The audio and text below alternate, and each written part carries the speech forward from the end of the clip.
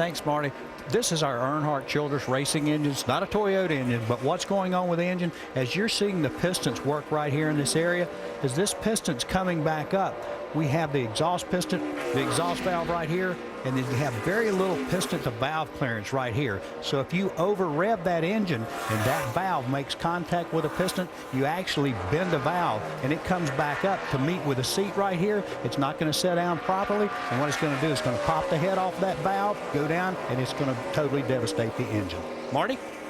Thank you, Tim, and let's take a little deeper, Andy. This is just a really hard racetrack on engine. Wow, look at Jimmy Johnson got shake. But it's a hard track on engines, and if you over rev, just like Tim said, you lose control. That spring is controlling that valve, and if it gets too many RPMs, it can kind of lose control of it, and they make contact, and then that's what happens to the, ruins the engine, puts you in the garage like Marcus Ambrose did. And beside Ambrose now, J.J. Yeley's back behind the wall. Nemechek is out. Castle is out. Blaney and Michael McDowell also out of this race.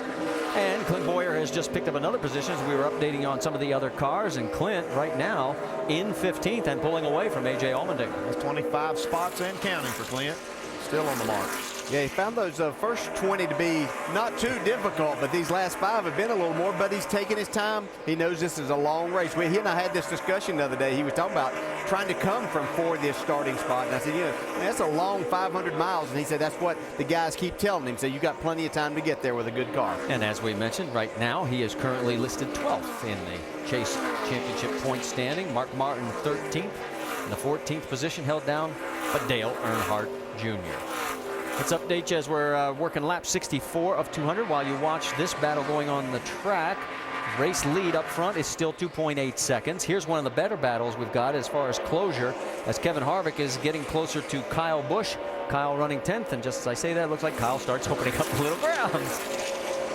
Ah, here comes Kevin in the corner. That's what we wanted to see. Yeah, it's just a matter of that exit speed that you can carry off. You can put a little distance if you can go off of these corners and keep the power down. It's whenever you have to lift a little bit and let that guy close on you.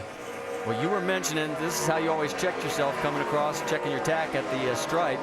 And this long straightaway, if you don't come off 3, you're basically, as Alex Zanardi would always say, screwed at the other end.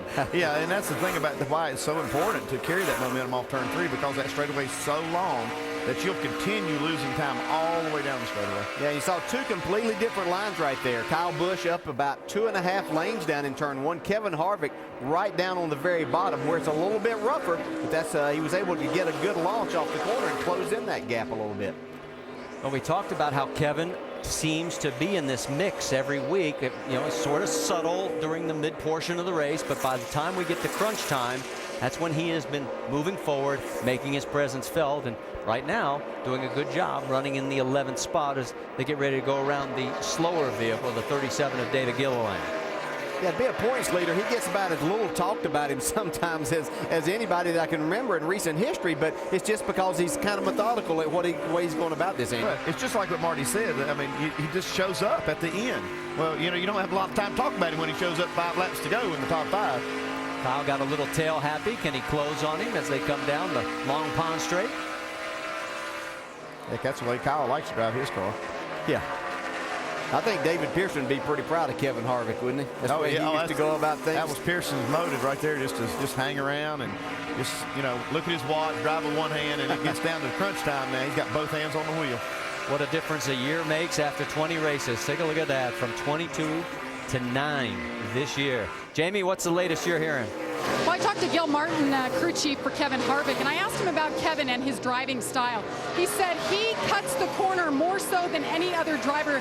That's exactly what you guys were talking about. And he said for that reason alone, they have to set up his car much differently than his teammates.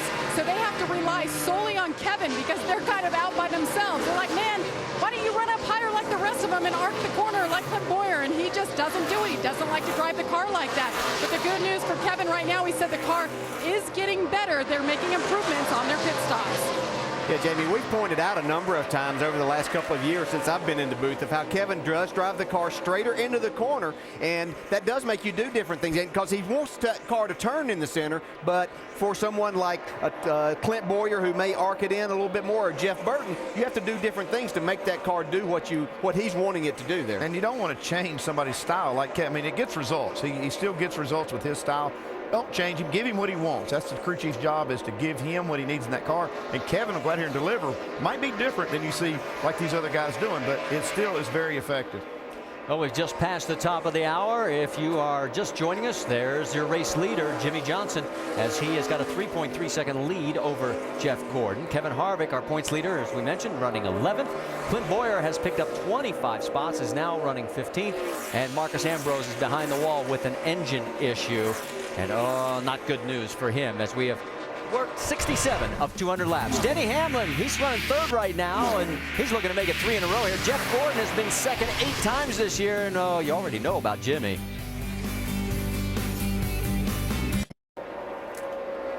'70 of 200 laps complete here at Pocono, closing in on the 200-mile mark of today's 500-mile race. Jimmy Johnson has been out in front for some time now. He went out in front at lap 22 and has not given it up yet. And he has built up at the moment a 3.5 second advantage on second place, Jeff Gordon. Run back through the top 15 there, top of the screen. You see back to 15th place Clint Boyer, the way the front of the running order is looking right now. And we're closing in on another set of green flag pit stops. Jamie McMurray began the last set at lap 45. Boyer among a group that came in at lap 47 and tack around 30 laps onto that. And we're not that far away from seeing these cars on pit road again. At this giant track, it takes a while to scan all the way back from the leader to the 15th place car, Mike. But let's go up to speed from 15th place Clint Boyer on back. Lead us off. Patience has been the key for Clint Boyer, Alan. All day long, he started very deep in the field, 40th, and has charged his way to the front. You know, it was interesting to note that at the beginning of the weekend, Boyer was asked about his transition at this racetrack, how he's come to grips with it. He said when he first came here a few years ago, he was terrible, just couldn't understand it, couldn't get comfortable, but suddenly something clicked.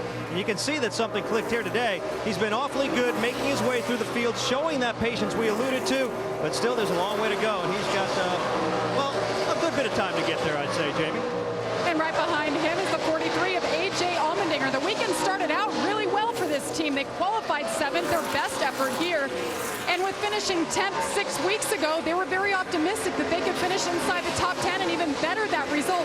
That has not been the case since this race car took to the track. It has been evil. It won't turn. It doesn't have grip. AJ's been yelling on the radio the entire race. He said, next stop, we are taking a major swing at this car. Mike? Well, I haven't heard David Ruderman describe his car as evil yet, Jamie, but it might not be a bad word to use. The car's been awfully loose, so much, in fact, he's almost lost it a couple of times, especially in turn number 1. Very much a handful for Ruderman. Doc? And how about Dale Earnhardt Jr. behind him? He talked about a handful. Now, they have been making major changes on the car. They're going in the right direction, but Dale Jr. says the car is really, really tight into one and loose across the tunnel. In the last pit stop, they put a rubber in the right rear. That has helped it some. Whoa! He's got his hands full there, but they still have a way to go. Jamie. And Martin Truex Jr. has his hands full, too, just behind him. He qualified 28th. This has not been a good racetrack for Martin Truex Jr. He's finished 18th or worse the last 3 outings. The car is just extremely loose off, which we've heard a lot today, but he said it's just not helping no matter what they've done to it. So next stop, look for them to make major adjustments, including pulling a spring rubber. Mike? Well, Matt Kenseth's crew chief, Jimmy Fennig, I spoke with him this morning, and he said since Jack Roush is not here, this team has had to compensate here a little bit this weekend. All the Roush teams engaging help from Doug Yates when it comes to tuning the motor. But what Jimmy Fennig says he misses the most is Jack's hands-on approach. Because he's not here, he's been forced to ask himself some questions that Jack would normally ask. Those questions had to do with setup this morning when it came to choosing the right springs and the shock settings. He hopes he did, but he's not really sure. The car's been very loose throughout the course of this last run, Jamie. And behind him, surprisingly, is last weekend's popular winner, Jamie McMurray. Of course, they celebrated on Sunday, but it was back to work on Monday. They went and did some road course testing, and now they've had their work cut out for him here. The car just has not been good. It's been very loose. His crew chief, Kevin Bono Mannion, even joking with him after final practice where they were 20, is saying, man, you're driving like an old man. You need to get up on it. Jamie told me before the race he just wasn't comfortable. Mike? The day has been a bit of a struggle for Brad Keselowski, Jamie. The car started off extremely tight, so much in fact that he brushed the wall. They made a track bar adjustment. They went up 2 rounds on it. It did correct the problem. They may have gone too far, however.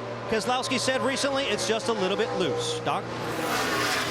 basically the same report on the 78 car, former Rookie of the Year Regan Smith. There's Regan coming at you. He said the car has been very loose all around the racetrack, but more significant